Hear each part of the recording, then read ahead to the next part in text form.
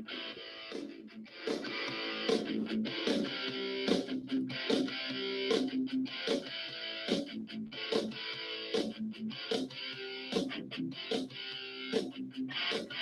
everybody. I'm Mike. This is Budget Guns and Gear Reviews, and you are listening to The Right of the People, where we use the first to defend the second every Friday night at 7 p.m. Eastern. So uncover your keyboards and fire up your fingers.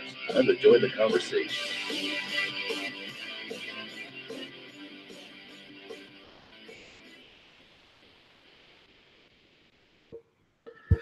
Good evening, everybody.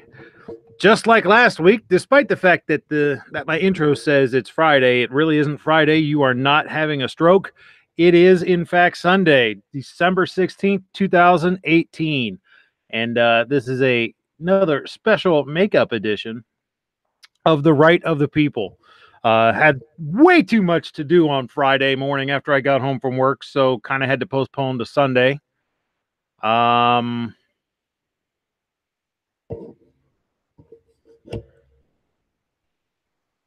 Oh, sorry. I was reading Stealth Hunter asking me a question. I'm assuming he's referring to back because in the chat here before the show started, we were talking about the topic, and I was mentioning that I thought Pennsylvania had preemption, but he says, yeah, but it'll be for 2-3 months tops. Then it'll be gone. Lower Marion tried the same thing, got sued. Philly's a different story. Okay.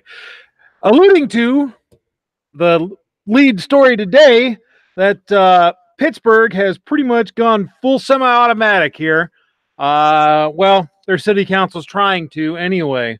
They are trying to stop the United States Concealed Carry Association's Concealed Carry Expo in May in Pittsburgh, which I'll be going to and covering, by the way. If you happen to be there and see me, stop me and say hi. Anyhow, they also are trying to gin up a ban on semi-automatic weapons. Surprise, surprise. You know, politicians nowadays, especially of that stripe, never, ever want to let a tragedy go to waste. They all believe in Rahm Emanuel's strategy on that. But before we get into all that, I want to say hello to everybody out there in the chat. So far, we got Stealth Hunter, Rich White, who, by the way, says that, where is it? He says, program note, if I may, this week Unloaded will not air this week. We'll be back next week with a Christmas-themed episode. So there you go, folks. Says he may go live, but so keep an eye out for that. Got PNW Woods, hi, how you doing? Hiker Bro. Gizzard Gary, give him the bird. Vanessa Kitty, John Brown Productions. Hello to everybody that's out there. I'm glad to see you. Here on the panel, I have the Kingpin himself, David Bowling. How you doing, sir? Doing mighty fine. Thanks for having me. Oh, no problem. Thanks for stopping by. Glad to talk to you. You happen to be my panel member here for what is actually, you were my panel member last week on what was actually officially my 1-year anniversary of doing this show. I just realized that before I started tonight. That last week marked 1 year. My first broadcast of The Right of the People was December 8th, 2017. So I just thought that was kind of neat. I've been doing this for a year now. It has been very rewarding, well, in a metaphorical sense, to do this. You know, I've really come to enjoy spending this time having these conversations with everybody, both on the panel and in the chat. And you know, I'm looking forward to well, as many years of doing this as YouTube will let me. Roll call, how you doing, buddy? What's going on, man? Just kind of rambling on here before we really get into the meat of things. Just mention that last week, and I completely didn't catch it, marked my 1-year anniversary of doing this show. Yeah. Yeah. Confetti and fireworks and all that jazz, right? Oh, yeah. But yeah, I just I felt I'd mention that and thank everybody for making this what it is.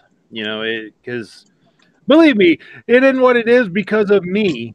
It is what it is because of everybody out there in the chat and you guys that come in on the panel. I have no illusions that I am not replaceable in this. I just kind of set the direction, and you guys take it where it goes. So, you know, thank you very much to everybody. All right, getting into it.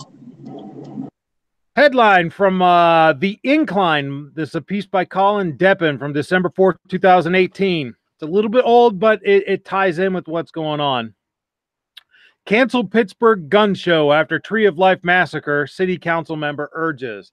First off, the USCCA Concealed Carry Expo is not a gun show. Gun shows are where you buy guns and sell guns and gun-related accessories, I tell you what. The USCCA Expo is more of a trade show that's open to the public, to show the public things that are related to concealed carry and to offer training and education opportunities. This is not a gun show.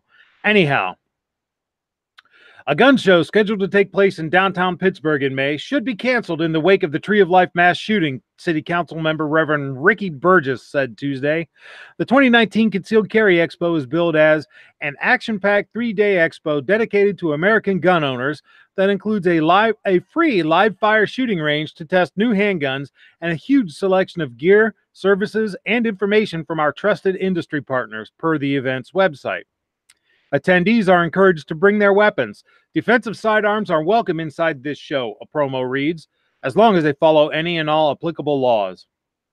Pointing to October's mass shooting at the Tree of Life Synagogue and recurring gun violence in communities across the city and region, Burgess on Tuesday called for the cancellation of the expo, which is slated for downtown's David L. Lawrence Convention Center, May 17th through 19th. It's an annual event held in cities across the nation. Last year's was held in Louisville, Kentucky, and was pretty freaking cool, if you ask me. I was there. In a Tuesday afternoon phone call with The Incline, Burgess said his office would send one letter to the Sports and Exhibition Authority of Pittsburgh and Allegheny County, the owner of the convention center, and a second to event organizers at the U.S. Concealed Carry Association. Both letters were issued by Tuesday afternoon, and both stressed Burgess's objections to the timing and celebratory nature of the expo. I'm asking them not to come to Pittsburgh and not have this event given the recent tragedy at the Tree of Life, as well as ongoing violence in our communities, Burgess said by phone. The last thing we need is something to advocate guns. We have 300 million guns in the U.S. and an untold number of homicides and serious shootings. We need less guns, not more. Actually, it's not an untold number there, sir. It's around 11,000 homicides in as of the last Unified Crime Report. However, most of those were a good percentage of those were suicides, and we had far more, many more, depending upon who you talk to, between 350,000 and 2.5 million defensive gun uses a year. So I would say that judging by the weight of those numbers, we need more guns, not less. Burgess represents District 9, which includes East Hills, East Liberty, Friendship, Garfield, Homewood, Larimer, Lincoln, Leamington, Belmar, and, boy, what a name of a town there, Lincoln, Leamington, Belmar, and North Point Breeze. In a statement sent to The Incline, Tim Schmidt, the president and founder of the USCCA, said, "The hundreds of thousands of law-abiding Americans who support the USCCA share the heartbreak of criminal activity in Pittsburgh, Thousand Oaks, and throughout the country. Too many lives have been lost because murderous maniacs know that many Americans often don't have the ability to protect themselves, whether they be in places of worship, schools, restaurants, or shopping malls." Schmidt added, "We could encourage Councilmember Burgess and any others who may have mistaken preconceived notions about responsibly armed Americans to join us in May because we believe that education is key to finding common ground on self-defense issues." Kristen Wenger, communications director with Visit Pittsburgh, said the expo was booked in May 2018. Burgess, who said he favors eliminating gun shows altogether, added that upon learning of the expo, he became extremely concerned and upset that this is being planned for the city at a time like this when families are still mourning here in Pittsburgh. This event makes a mockery of that tragedy and their grief, Burgess said. In February, the mayor of Fort Lauderdale successfully pushed for the cancellation of a gun show there on the heels of a mass shooting at the high school in nearby Parkland that left 17 people dead. Fort Lauderdale's subsequent push for a broader and more sustained gun show ban ultimately prompted a First Amendment lawsuit. In 2013, gun shows were also canceled in and around Newtown, Connecticut.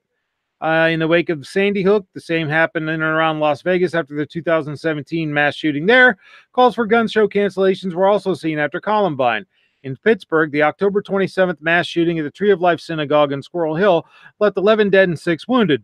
It's been called the deadliest attack on the Jewish community in U.S. history and is being treated as a hate crime. Yes, and the USCCA had a hell of a lot to do with that, right? So let's just knock them out. Knuckleheads. According to authorities, the accused gunman, 46-year-old Robert Bowers of Baldwin, arrived at the synagogue during morning services armed with 4 firearms, an AR-15 rifle, and 3 Glock 357 handguns. Must have been 357 SIG. The New York Times reported that Bowers owned 10 guns in total, all of them legally acquired. The shooting has prompted renewed discussion among local elected officials about municipal restrictions on firearms in Pittsburgh.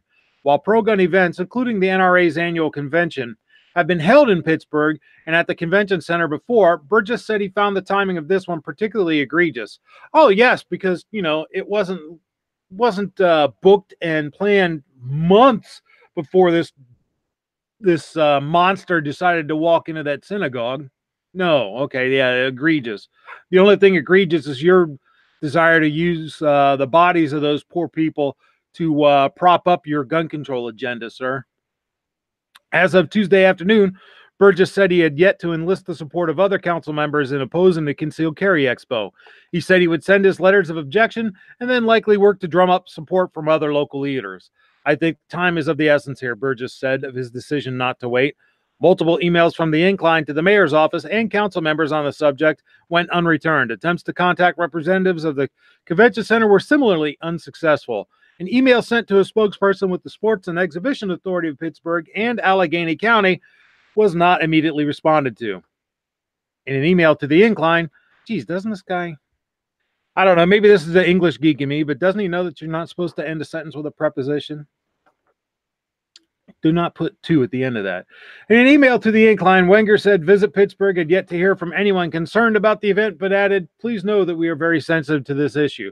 So there you go. We have yet another petty politician trying to stand on top of the bodies of dead innocents in order to further their agenda. Somehow, that does not surprise me. And what would that do? Would that save lives? Would that do anything? It wouldn't do anything. It's just somebody who hates guns and they just want to spoil everybody's good time. It doesn't do anything. It just hurts the common man. Yeah. Well, they really don't give a damn about the common man. They don't give a damn about safety. They don't give a damn about any innocent people getting hurt. We've been down this path before. As I've said before, and I'll say it again, gun control is never about the gun. It is always about the control.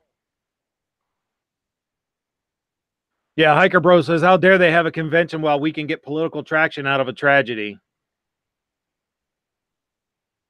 Rob D, no, you did not miss the USCCA bit. That's what I was going on about when you stopped in. Excuse me, please. But wait. There's more. This is a piece by Shelley Bradbury in the Pittsburgh Post-Gazette from December 14th, 2018.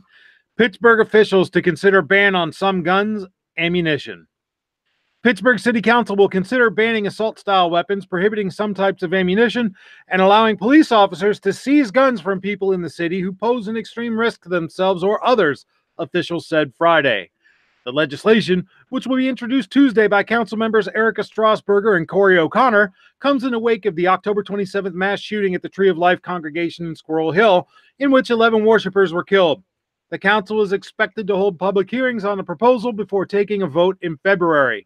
City leaders, joined by the Pennsylvania Governor Tom Wolf, said Friday that they plan to rally support for similar gun control measures in cities and towns across the state, with the ultimate goal of changing state gun laws, which currently make it legally difficult for cities to enact their own firearms restrictions. Oh my, how terrible. If we continue to allow so many citizens to live in fear of mass shootings when we can right now reduce that risk, God, these people are idiots. Reduce that risk. We are robbing citizens of their rights to life, liberty, and the pursuit of happiness, Mr. Wolf said during a news conference at Pittsburgh City Hall Friday. Well, sir, I would contend that you are robbing them of the ability to protect their life, liberty, and pursuit of happiness. And you are in fact making them more susceptible to being killed by disarming them. Mayor Bill Peduto, who said council has offered unanimous support for the measures, said one of the guns to be banned would be the Colt AR-15 rifle that was used in the Tree of Life attack. Used in the Tree of Life shooting and used throughout the neighborhoods of Pittsburgh on a monthly basis, the AR-15 is taking away from us the promise of youth, the promise of our future, and on a daily basis ripping our neighborhoods apart.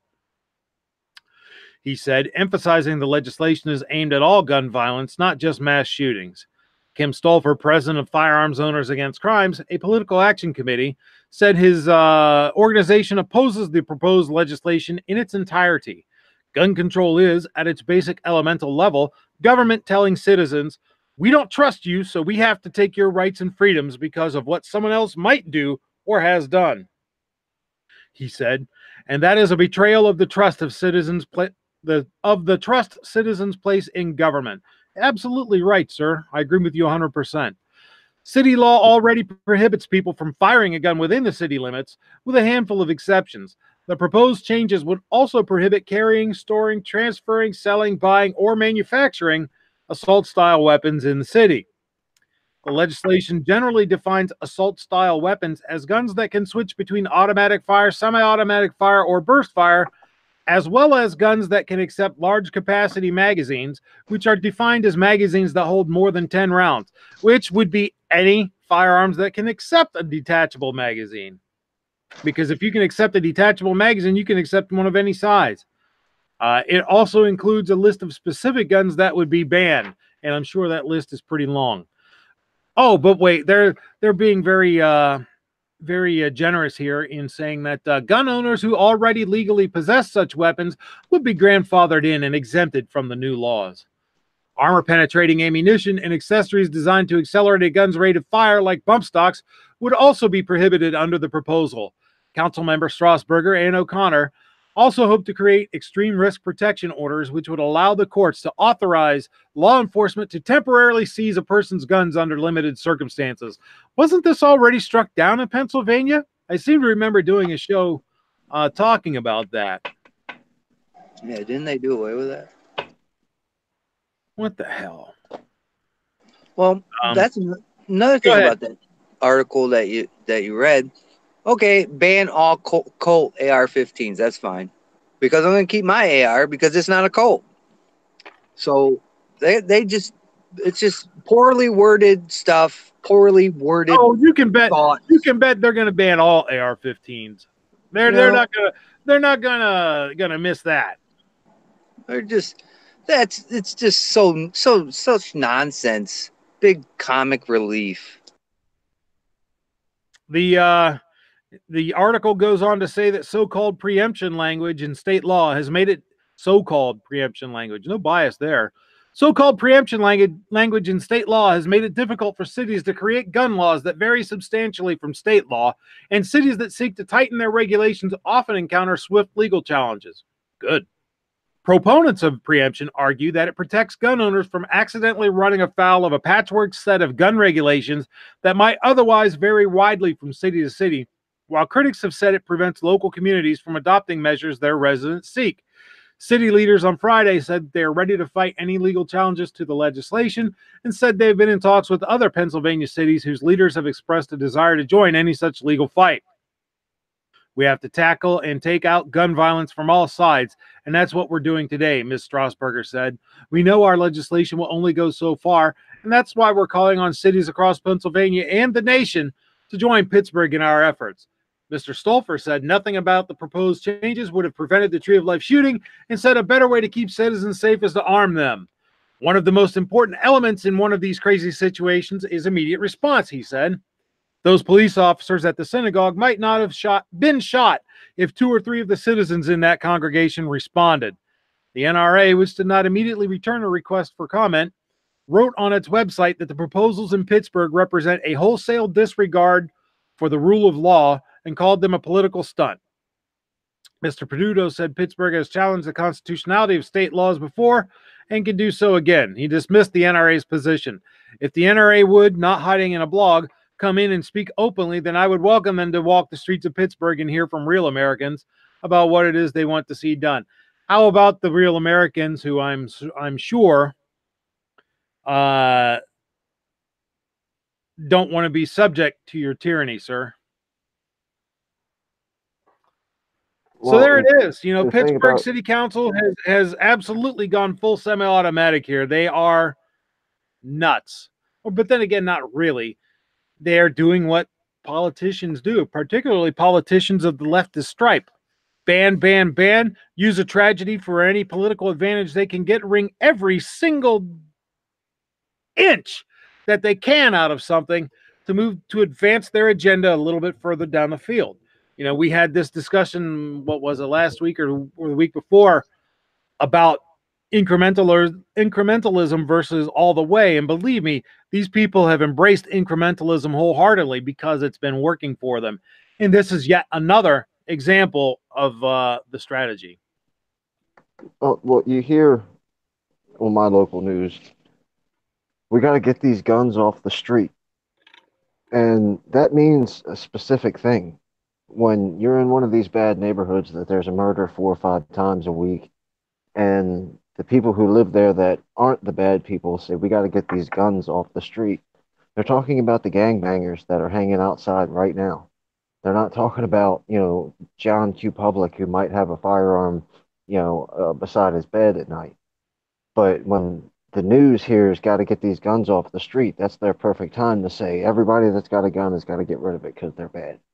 Yeah, people like you and I are not the problem. It's the criminals who won't obey the freaking law to begin with. I mean, what part of criminal don't they understand? But again, it goes back to gun control is never about the gun. It's always about the control, period. It is about solidifying the power of the state, or in this case, the local government. That's all it is. Maryland's got a list of, they don't call them banned guns, but they call them unapproved firearms. That sounds so much better. It's extensive, you know, but for any time, unless it's actually in a store, like if you're going to go on the internet to buy a gun off of Smith & Wesson or, I don't know, just anything, buy a Remington, you got to first go on the Maryland Police website and type in, you know, I want a Ruger Security 9 and see if it's banned or not. Well, not approved or not. Wow. So there's a lot of stuff that you guys have that we don't have because we're not allowed to. There's a word for that called tyranny. Well, yeah, and it's the same thing. Like the Ruger Security 9, you got one budget. You know, it's just your basic 9mm, nice little handgun. I had to wait almost a year and a half for Maryland to be able to sell it, from the time that the factory released it to all the free states out there. Wow. Before Maryland actually approved it. Just a basic 9mm. That is just... That's staggering to me. I mean, Ohio's gun laws still leave something to be desired, without a doubt. But that's just... To me, that's horrific. And with the assault weapons terminology, they almost effectively removed ARs from Maryland, because you can only have 2 of the 3 options. If you got a muzzle brake, a pistol grip, and a adjustable stock, then that's an assault weapon, and you can't have all 3. They've relaxed on that, because now you can get I think it's the light barrel and have all 3. But if you have a heavy barrel and you have all 3, It's no. What? I'm not 100% That sure makes about no that, but sense. my AR-15 doesn't have a muzzle brake because it's Maryland compliant.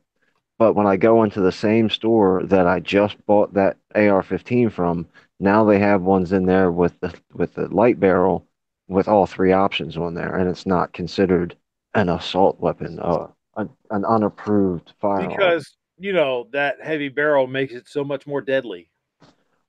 That muzzle brake, I mean, that's why we were talking about last week. That terminology, assault weapon, is something that I wish would have been fought harder. Yeah. Or maybe, and I can't even say that because I wasn't there in the fight. So maybe the people were fighting hard against it. Because so I don't want to take away from the people that did put effort into stopping that term from being an everyday term. But Yeah. No, it's got to it's go. hard. It's hard when they own the media. Not, the media is fully complicit in their agenda, and that drives the narrative in this country. And they own it, lock, stock, and barrel. It is a fully owned subsidiary of the socialist leftist.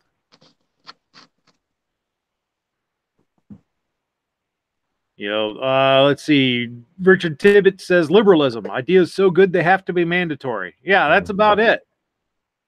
Hiker Bro says, I'm driving to Florida for my honeymoon in March. I'm a little PO'd that if I want to bring my weapon, I have to drive 3 hours around Maryland just to be safe. Yeah. Yeah, I mean, technically, you could pull over before you cross the state lines and put your firearm in the trunk and separate the ammunition. And then when you clear the state, pull over and redo it. It depends on if Technically, you you can do that in New Jersey too. However, that doesn't mean squat because they'll still charge you with a felony if you have any hollow points. They'll charge you with a felony for each one, despite the fact that federal law says if you're going through New Jersey from point A to point B, where you're legal to possess it in point A, legal to possess it in point B, they'll still get you because they don't care about the rule of law. That's the problem. Unless it's the law they want. Sure, in Maryland, if you get pulled over, do you really want to have to come, if you live in Maine and you're driving to Florida, do you want to have to come back into the middle of the country for a court date? So Well, that's sometimes assuming it's they'll even better give you just to bail. drive around. Yeah, sometimes it's better just to drive around and avoid the state altogether. You can bet that if it were me, I would be driving around it. I don't have time to deal with all that garbage. I'd rather take a few more hours of driving than all the headaches that that would give me. Hiker Bro says, technically, yep, never trust a cop to actually know the law. And honestly, it changes so much, it's not always their fault. Yeah. Plus, somebody who is an everyday carrier and which I am not because I live in Maryland, but if you live in a state where you can carry every day and it's something that's been a part of your life every day, and you pull up to the Maryland border, put all your firearms in the trunk and separate the ammunition and lock them all up, and then the next gas station you go to, you get robbed. I can only imagine how terrible you would feel. Like 5 minutes ago, I had the means to defend myself. Now that I Yeah. crossed this line that the government decided was going to go here, now I just got robbed because I couldn't defend myself. Yeah. That's Psycho 316 says, wasn't the Firearms Owners Protection Act supposed to protect gun owners traveling? Why, yes, it was. Tell that to New Jersey because they absolutely will arrest you and charge you with a felony despite. They have done it many times. They don't care. Every one of us has been pulled over or, had a confrontation with law enforcement and said, well, what about this? And the first thing that the cop will say back to you is, tell it to the judge. Yep. Here's your ticket. Here's your handcuffs. Here's your whatever. I'm not the judge. I'm not the jury. I'm just going to give you this ticket or this fine or take you to jail today, and you can explain yourself to the judge later. Yep, that's how it is because let me tell you, once they make that decision, you're going for a ride regardless. Oh, yeah.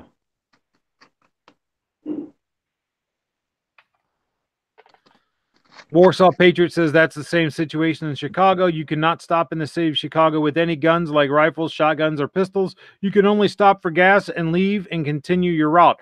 I wouldn't even do that.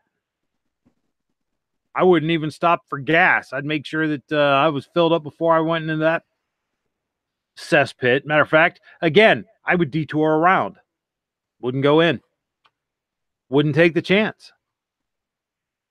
Speaking of New Jersey, as I'm sure most of you probably already know, that their ban on magazines that hold more than 10 rounds just has just taken effect, and it was unfortunately upheld in the courts. Hopefully that'll go to the Supremes, and maybe, you know, in some alternate reality, they will actually accept a Second Amendment case now and overturn it. But for now, it is the law of the land in New Jersey. So people who had 15-round magazines that they were previously limited to, that they had legally purchased in good faith, and are now felons. They are well, they're not felons until they're convicted, but they are committing a felony by retaining possession of those magazines. It seems that in New Jersey, so far, there have been 0 magazines turned in. So their law created thousands, at least hundreds of thousands, possibly, of felons, which is kind of ballsy, considering that New Jersey has registration, and they know what firearms you have, and they know what firearms can accept magazines over 10 rounds in capacity. So in theory, if they wanted to, they could go right door to door and arrest your ass. However, this is from Breitbart. New Jersey State Police, no plans to go door to door to enforce magazine ban. On December 11, 2018, Breitbart News reported on our correspondence with the New Jersey State Police, learning that they would not rule out going house to house or door to door to enforce the new high capacity magazine ban. New Jersey's new ban, which took effect during the midnight hour of Tuesday, December 11th, makes it a felony to possess a magazine holding more than 10 rounds. We asked the NJSP if they would be enforcing this ban on a traffic stop basis, checking magazines and firearms when they pulled over drivers for speeding, reckless driving, etc., or whether they would enforce it by going house to house to check the capacity of magazines owned by New Jersey residents. Rather than ruling that option out, they responded, "We do not discuss enforcement strategies." NJSP contacted Breitbart News on the night of December 11th, offering a second statement which went further than the first. They said, "While we do not discuss our enforcement strategies, there are no plans to go door to door to enforce this current ban." Breitbart News is still waiting for Daniel Bryan, Governor Phil Murphy's press secretary, to explain how the governor expects his ban to be enforced. On Monday, we asked Bryan questions that were similar to those we asked the NJSP. He has not answered as of the publication of this article. And I didn't print it out, but as I said, I also read some articles that stated that so far, all the police departments and the state police and any law enforcement agency in New Jersey that has been contacted has reported that no magazines have been turned in. So again, make sure you only have 10-round magazines if you're driving through New Jersey, because do you really think that a state with that track record that they have of charging you with a separate felony for each round of hollow point ammunition that you have will overlook an opportunity to hit you with a felony for each magazine that holds more than 10 rounds? If you think that, you are crazy. Crazy. Well, that just means that nobody in New Jersey owns anything over 10 rounds. They're responsible gun owners already. Yeah, no kidding. Either that or there would be a whole bunch turned in already, right? Because, you know, the law says that. Of course. Frankly, I don't blame them. I don't know that I would have turned in a damn thing. Oh, of course not. No way.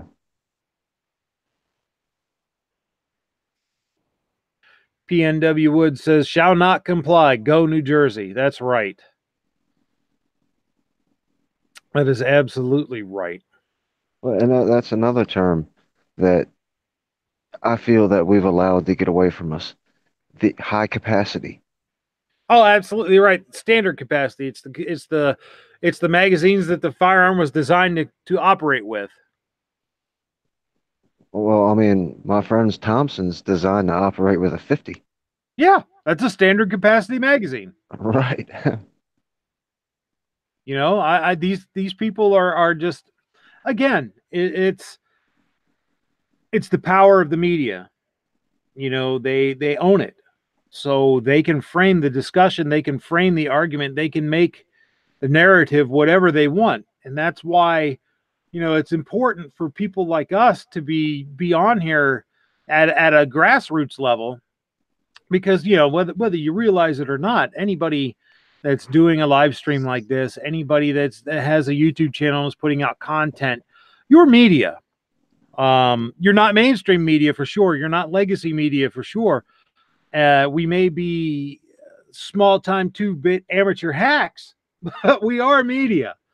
And that's why it's important for, you know, all the ants, you know, all the little guys to spread, you know, and pick up our microphones and put our message out, because the more of us that are doing it, the better chances we have of countering the big guys, you know. And maybe even with all of us little guys doing it, it's uh, it's akin to sticking a finger in the leaky dam, you know, to try to keep it from breaking. But you know, it's something. You know, we have to try. Psycho 316 says we ain't fake news media either. Yeah, absolutely right. Well, that's just the thing. A lot of your mainstream media is quickly losing traction.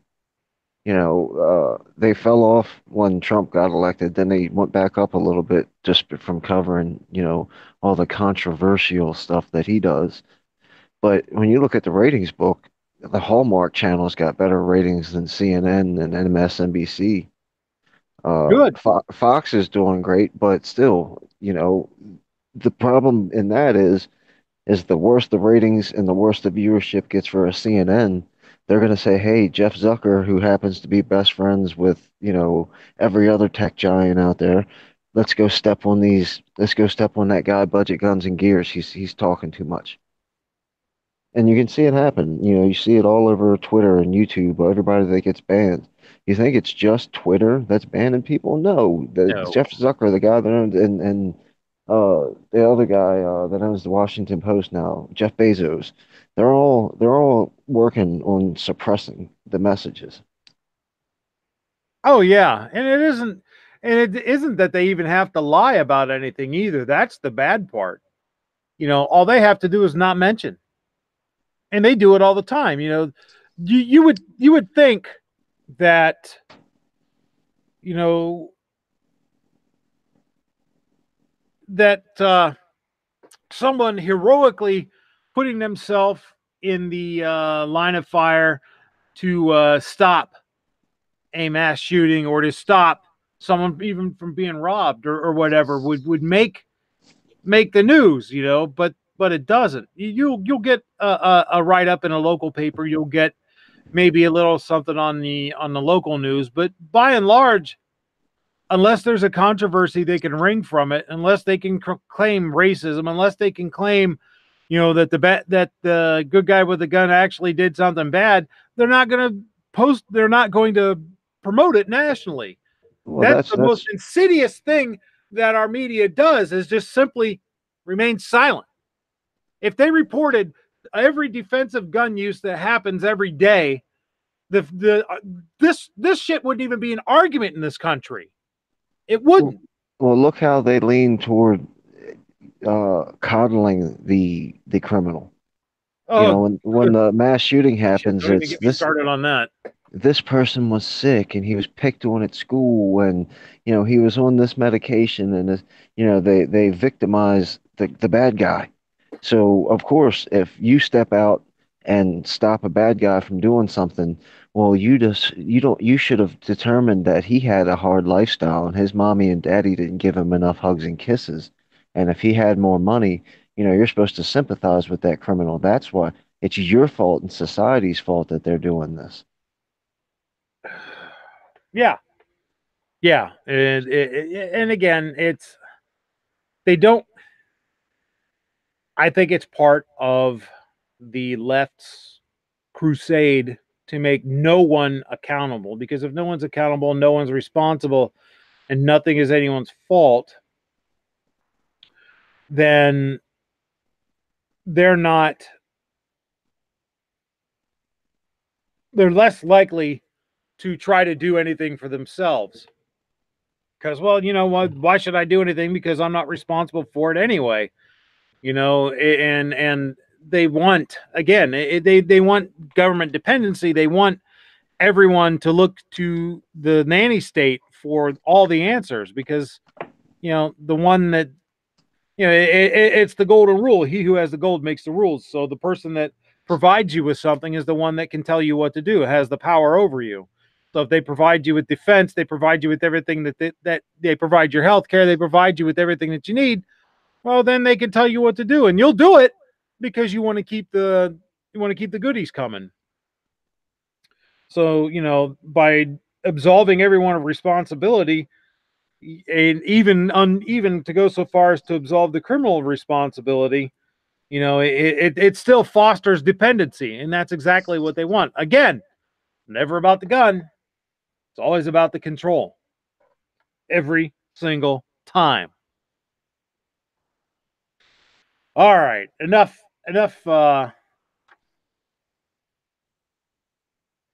Vanessa Kitty says, I don't care. You commit murder, we should publicly cut off your freaking head. Yeah, I kind of agree with that. I don't have an issue with public executions. Just keep the kids out of there. A little bit of good news here today, as the last of the main stories before the self-defense shoutouts. Commission investigating Parkland votes 13-1 to arm teachers. This is from December 13th in Breitbart. The commission investigating the February 14th Parkland school shooting voted 13-1 Wednesday to arm teachers. The Associated Press reports that the commission recommended allowing teachers who volunteer and undergo extensive background checks and training to carry concealed guns on campus to stop future shootings. The vote comes just weeks after Pinellas County Sheriff Bob Galtieri, lead investigator on the commission, announced that he wanted to see teachers armed in Florida. On November 21st, Breitbart News reported that Galtieri said the investigation into the Parkland shooting had changed his views on armed teachers, that he went from opposing it to supporting it. He noted, people need to keep an open mind as to the reality is that if someone else in that school had a gun, it could have saved kids' lives.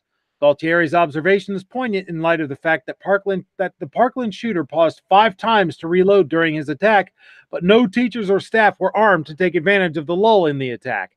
Constitutional attorney and author Mark W. Smith spoke to Breitbart News about the commission vote, saying the Parkland Commission's decision in favor of arming teachers is rational and founded in common sense. While many commissions often come to feel good but ineffective conclusions, the Parkland Commission here came to very effective, clear, and definitive recommendations that, if adopted, will make a major improvement in protecting the lives of children and teachers in Florida. And it is worth mentioning that this conclusion was reached by the overwhelming majority of his commission by a 13-1 vote. Hopefully, other states will look at this commission's recommendations and adopt their very sensible recommendation.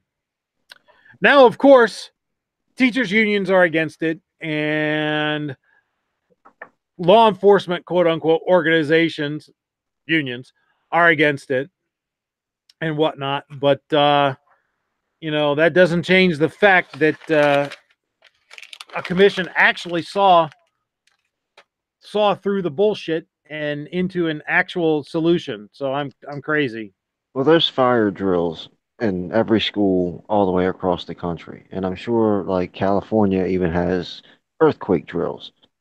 Is there any type of bad guy in the school drill that they can do? I mean, obviously there couldn't be one specific drill because it's schools do lockdown drills, I know, where everybody huddles in place and waits to be executed. Well, that's what I mean. Instead of huddling in place, when that millisecond, we'll say 1 second it takes for you to drop a magazine and load another one and charge it again. That's one more second that 50 kids could be 5 feet away, further away, as opposed to still sitting in the same corner that they were in when I stopped to reload. You know, Yeah. I would figure you try to get them out of the school. But then again, I guess you got to think about, well, if there's one person in the school and there's 10 people outside waiting for people to come out, you know. But then again, if there's 10 people armed standing in the front of a school and one shot gets fired, there's a whole big problem with the neighborhood around the school and the school itself. Yeah. See, we at my local schools, we have the sign on the door. It says our children are protected by armed and trained response staff. Any attempts to harm our children will be met with deadly force. I think that should be on every and actually be true in every school in the nation. And I don't think it should be on the front door of the school. I think it should be out in the front court, on the front of the street, where the sign that says John Smith High School. Actually, they have it on every door. Well, I still think it should be on the front of the very front banner in the front of the school. When you drive by and see John Smith High School, hey, don't come here because we'll shoot you if you mess with our kids. Yep. Warsaw Patriot has some ideas. Says first, stop showing shootings on all news media. It creates copycats. Let's see. Second, build and put up metal detectors and bulletproof locked doors on the windows. And 3, enforce the damn law. I can agree with all 3 of those. I've been saying those for a long, long time. And the answer to where are the schools going to get this money from, for me, speaking here in Maryland, we've been hustled over and over again with scratch-off lottery, big Powerball, what's it called? Super Keno, whatever the big one is that gets up to $1 billion. Yeah. And all these casinos that have been built. The sneaky little politicians, when the newest casinos just got built, they were supposed to kick out, I'll just make up a number, $50 to the schools. Well, right now, the old casinos are paying $50 to the schools. So that should be $100 for the schools. And that doesn't work that way. When the new contracts come in, the old contract money gets spent somewhere else. So instead of $100 in that pot, now there's still only $50. And that's one of the good things that Governor Hogan is doing, is he said, no, that's over with. Any more of this additional school money becomes just that additional school money. It's not get rid of the old school and put the new one in. So yesterday when there was $50 in the pot, today there's another 50. Now there's 100 in the pot. Well, that's good. But it's 30 years too late. It's, when they first put gambling or scratch-offs and lottery and all that kind of stuff, they promised the same things. It'll be for the schools. It'll be for the schools. We've had schools closed down. We've got schools in disrepair. Because the money doesn't go to the schools. No. Well, that's a problem with anything that's supposed to earmark money for whatever purpose. It usually gets diverted to something else. And that's the problem. That's why financially we're kind of in a situation we are all over because of that kind of corruption and graft. There ought to be a law against it. Yeah, that's what we need, some more laws. Why didn't we think of that earlier? They shouldn't have those high-capacity assault wallets that they can dip into. Yeah, high-capacity assault budgets. All right. Well, we're rolling up on 7:50. I'm going to try to get this done by 8 o'clock. So I'm going to go ahead and move on to the self-defense shout-outs. For those of you who are new or who have yet to stick around to the end, this is not where I celebrate the death or injury of the bad guy. This is where I celebrate the good guy's avoidance of being killed or injured. This is where I celebrate the fact that the good guy had the means, method, and opportunities to defend themselves against the bad guy. So, and this first article, though, I hate the headline. It should be "Woman Saves Self from Abusive Husband," but instead the headline reads, "Man Fatally Shot by Wife in Metairie Was a First-Year Tulane Law Student." This is from December 9th by Hannah Kruger and NOLA, NOLA.com, and the Times-Picayune. A man fatally shot by his wife in Metairie Friday night, December 7th, was a member of Tulane University Law School's first-year class, according to an email from its dean. The woman has been released without charges after she provided investigators a detailed and well-documented history of physical and psychological abuse by her husband, the Jefferson Parish Sheriff's Office said Saturday. The law school sent an email Saturday afternoon alerting all law students that 27-year-old Maston had been fatally shot the day before. 27-year-old Ian Maston had been fatally shot the day before. While we do not yet know all the circumstances, our hearts go out to those affected by this terrible tragedy, wrote the school's dean, David Meyer, in an email NOLA.com/Times-Picayune obtained. Police responded to the shooting just before 9 p.m. Friday at the 2900 block in Transcontinental Drive. The 27-year-old woman had called 911 to report that she had just shot her husband, who the coroner's office has also identified as Ian Maston. Deputies detained her and discovered her husband inside the house with multiple gunshot wounds. He was pronounced dead on the scene. While in custody, the woman described hiding the abuse from friends and family, but was able to provide a significant amount of corroborating evidence to back her statements, Captain Jason Rivardi said. The woman stated that another incident of physical abuse occurred through the evening hours yesterday, and that included escalating altercations and attempted strangulation, Rivardi said. Fearing that the years of abuse would culminate in the loss of her life, she shot her husband. She displayed multiple physical injuries that corroborated her account. According to Meyer's email, Tulane Law School will offer a range of resources to support students affected by this tragedy and will hold grief counseling services Monday. The email did not mention the woman's allegations of domestic assault. So here we go. This is another example of what I was just talking about how the media frames the narrative. Instead of woman defends self after years of physical abuse, or woman saves her own life from a murderous husband, it's man fatally shot by wife was a first-year law student. Oh, how horrible! Yeah, Oh, what happened? What happened to the patriarchy? All the law school students, fuck giving counseling to the lady that had to go through this horrific ordeal. No, let's give counseling to all the snowflake law students.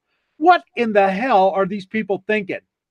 And this newspaper article, instead of highlighting the fact that the woman heroically and bravely saved herself when nobody else would do anything or could do anything, she finally got the courage to stand up for herself and prevent this monster from hurting her anymore.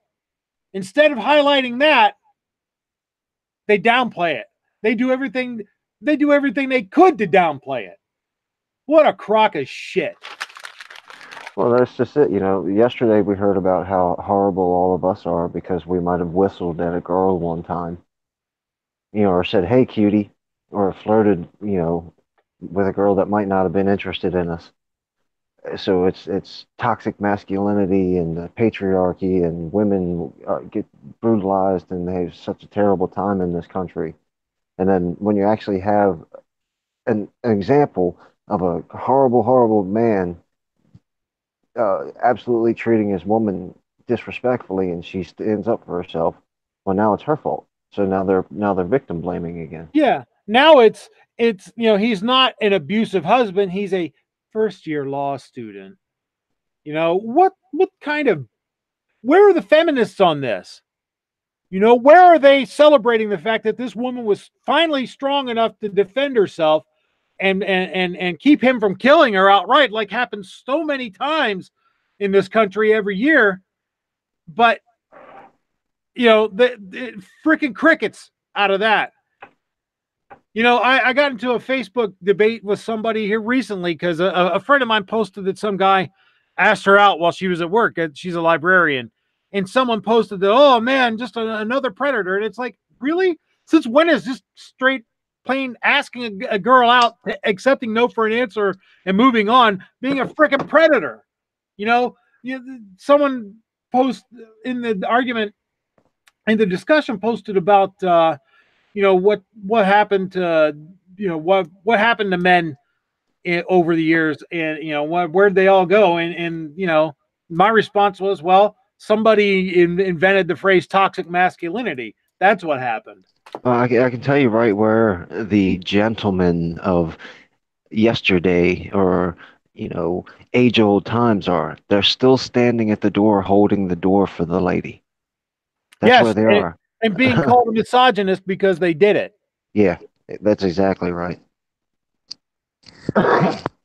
Frickin' liberal social justice warrior assholes ruin everything. I know I've completely blown my PG rating here. I didn't hear. I didn't hear a thing. Oh well, time for some more good news. Yay! Suspected robber shot by victim in Lawrence Strip Mall. This is from Nick McGill in I forget what organization this is, but it's happened in Lawrence, Indiana. Let's see. A suspected robber is now in the hospital after police say he hopped into the wrong car. Around 8 a.m. Thursday, police say a man was sitting in his car in a shopping center at 42nd and Franklin when another man got in, showed a gun, and demanded money. The victim informed the robber that he had none, so the robber instructed him to drive to a Chase Bank branch within the shopping center. At the time, an armored vehicle was stalking the branch's ATMs, so the victim attempted to steer towards it, hoping to find help. When the robber told the victim to avoid the truck, a fight broke out.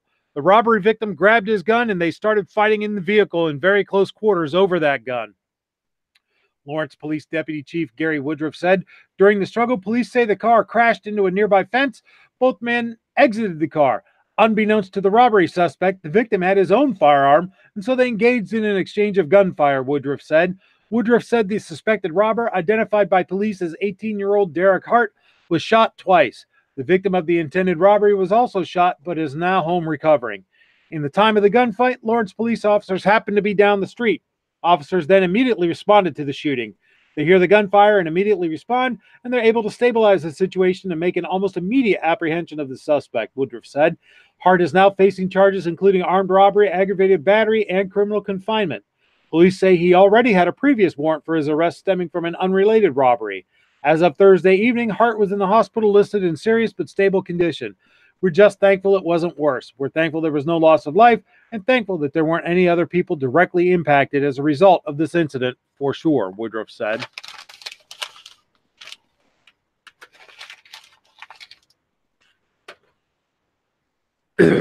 So good. I'm glad that that gentleman had the means, method, and opportunity to defend himself. But it's not always about defending yourself. It could also be about defending others.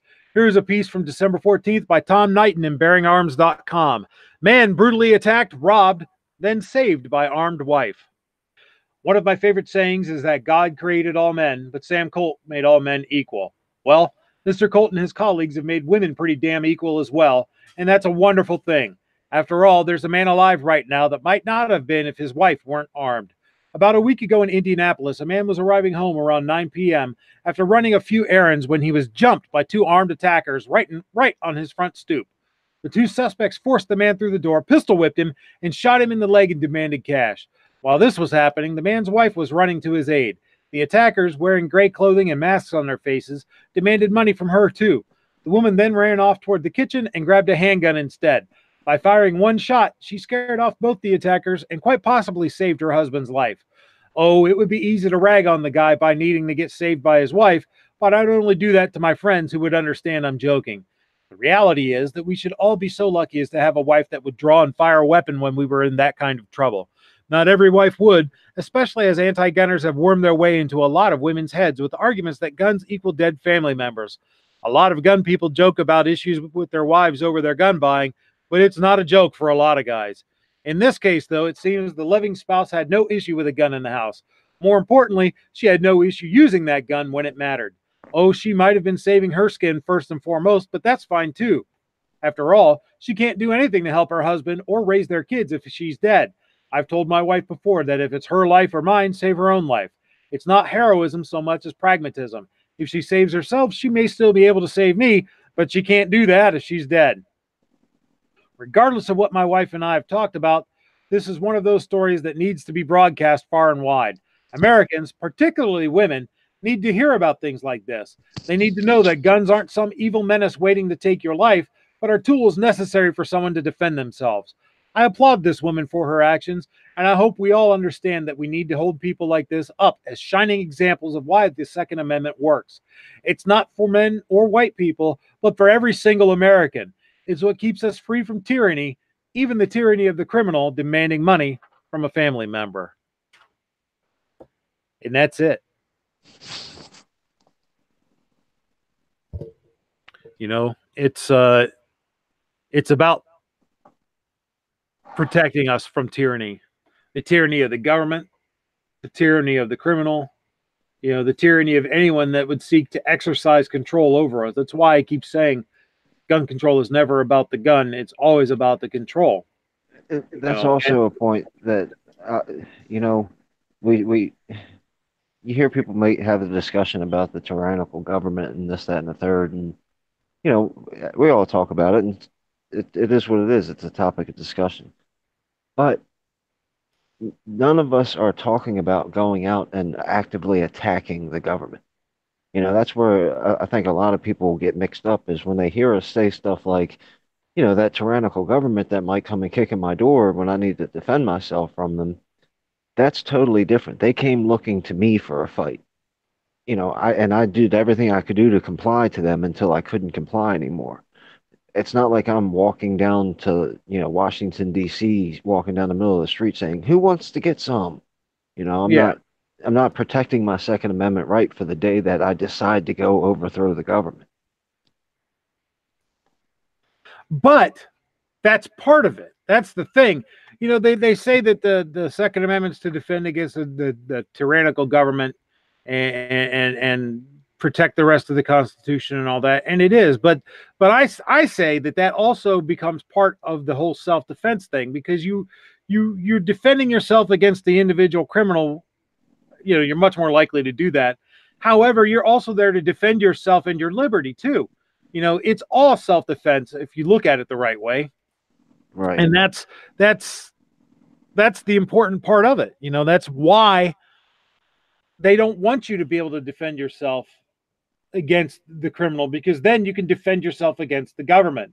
And they don't want that. They want you dependent upon the government and obeying the government in order to continue to get your free goodies. That's why they want to give them to you. That's why they want you to take them, because, it's like the crack dealer. They'll give you the first one free. After that, believe me, you're paying in one way or another. And on that note, I want to go ahead and roll up the sidewalks and bring down the awnings. It is time to go. I have to start getting ready to go to work. So I want to thank everybody who came by, even Squib, the latecomer here, and roll called, the one who left early. But thank you for coming by. Kingpin, is there anything you want to leave us with? Oh, no, just thanks for having me. I always enjoy being on the show, and everybody have a great night. All right. Squib, anything you'd like to say now that you're here, sir? Bye. Bye. And I'd like to thank you, everyone out in the chat, for being there and sticking around. I really appreciate it. As always, I am amazed, humbled, and pleased that you guys decided to spend some of your precious time listening to me blather on. As I always say, make sure that you let your elected representatives know what you're thinking. If you live in the Pittsburgh area, particularly, call those knuckleheads. Not that it'll do you any good, but at least you'll be on record, right? Don't ever